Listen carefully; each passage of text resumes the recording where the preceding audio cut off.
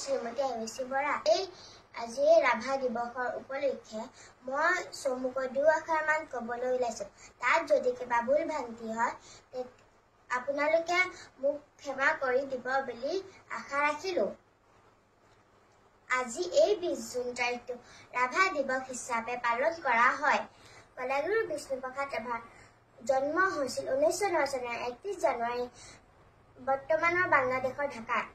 তেওঁ প্ৰাথমিক শিক্ষা লৈছিল বৰ্তমানৰ বাংলাদেশ ঢাকাত আৰু হাইস্কুলীয় শিক্ষা লৈছিল তেজপুৰ আৰু তেখেতে কলেজীয়া শিক্ষা লৈছিল কোচবিহাৰ আৰু বৰ্তমান কলিকতা।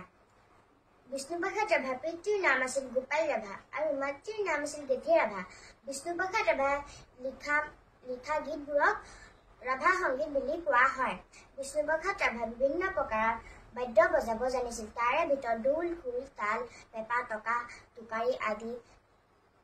তেখেতক কলাগুৰু বুলিও সকলোৱে জানে।